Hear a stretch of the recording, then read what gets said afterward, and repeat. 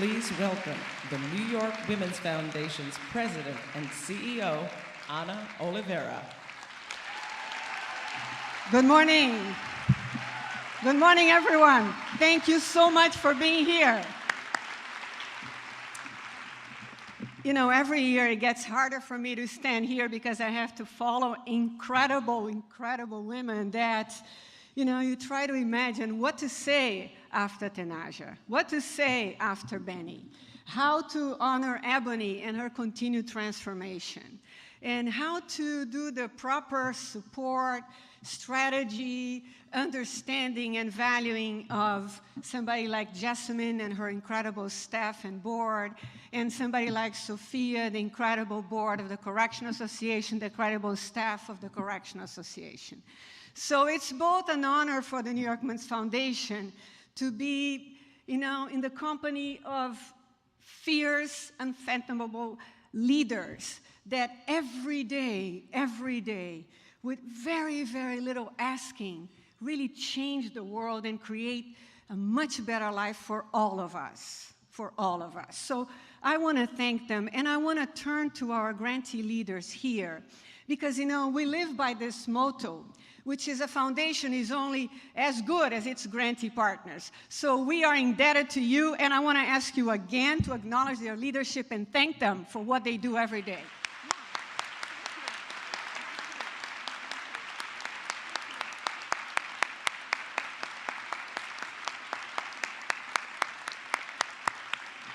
And I want to thank you. I want to thank you for year after year coming very early, usually on a Thursday morning. I know. It's an exceptional group behavior. And you know, it is.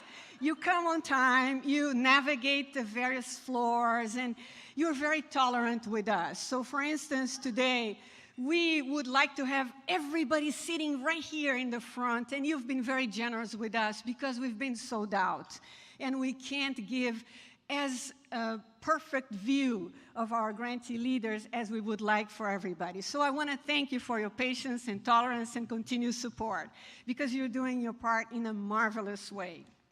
So I wanted to tell you a little bit. I mean, we are so lucky at the foundation to have the fierce board that we have and the fierce founders and alumni that we have, and of course our grantee partners, but also you. Here today, you know, we have incredible partners, activist donors. That's how we look at you. We look at you as somebody that is actively changing the world.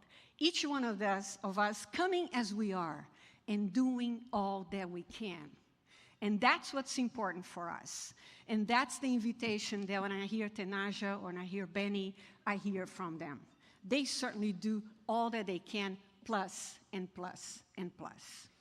So at the end of this breakfast, I think it is our hope that you will leave with more in your soul, more in your mind, more in your heart than when you walked in here early this morning.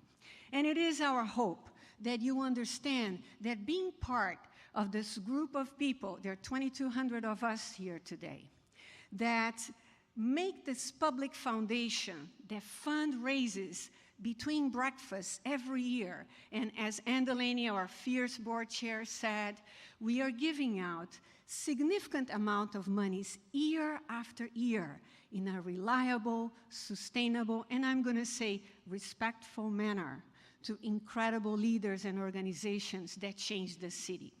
So over the 27 years, we have learned from our partners that, as Ebony said, change takes time and love makes the difference. So, yes. So, it is important that this foundation continue to be a reliable funder of our organizations. Why is it important to pull together our resources? Because together, it doesn't matter how much money we would each of us already give. It doesn't matter how many hours of volunteering we would already give. When we give it together, it represents for the organizations incredible sustainability, and it represents back to us incredible impact. So we like to say that we punch above our weight. This past year, Out of our $5.5 billion, $1 million were shared, invested in organizations working to train women with new skills for job opportunities. And by the way, Hot Bread Kitchen is one example. You know, part of what they do is a training program and generate bakers. And that investment resulted in earnings for the women 8 times bigger than what we all together shared with them. And yes, it tells you about the work of our grantee partners, right? It tells you how much they do with so little. And the other important aspect is that it impacts not only the lives of the women themselves, but everybody in their households, in their network, that they are part of their economic unit. And those were 598 women that got jobs. And by the way, a quarter of them entered the job market at what we call living wages. That means full-time work that pays above poverty levels in New York City. And they impacted the lives of average almost 2,000 people. That's because of the children, additional 2,000 people in their households. So I just talked a minute about the fact that, we're happy that about 25% of the women enter the job market at a living wage. But that's not enough. It's not enough. It is not acceptable that so many communities in New York, and you can see where we're funding in New York, the darker the areas, the harder the conditions of poverty. That's what that is.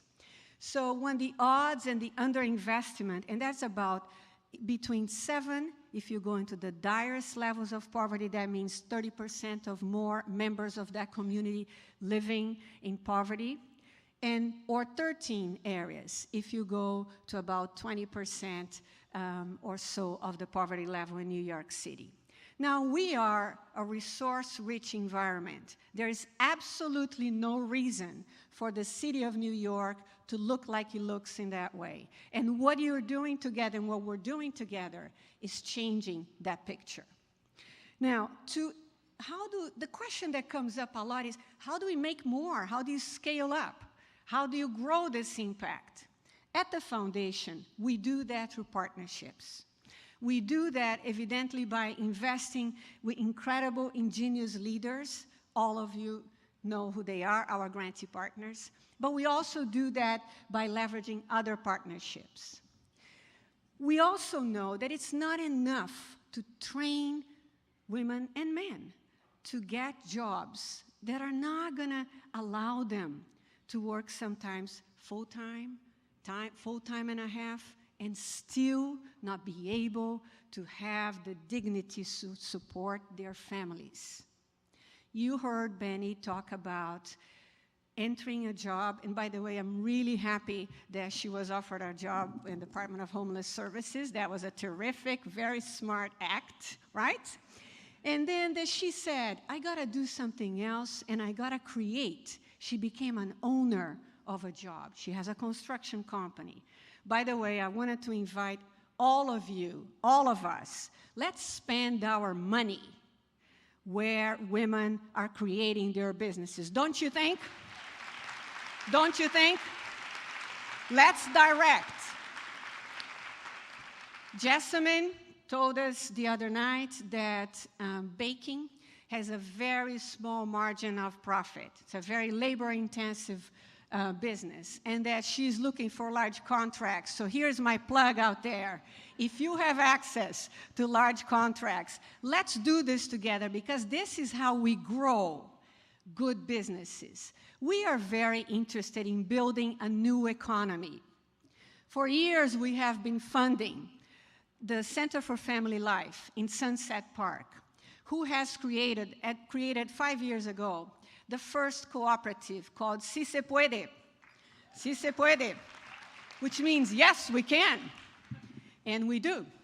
And that cooperative it's not just a new business. It is a business where women feel capable experience their authorship. They experience themselves as an asset. They have something that they build the way they are. So Center for Family Life now has 5 other cooperatives, and they are also leading the way in working with other organizations, in creating cooperatives that are meaningful about all kinds of different services, pet services, house cleaning services, elder care, etc. Thrift shop cooperatives. And this is all happening in New York City.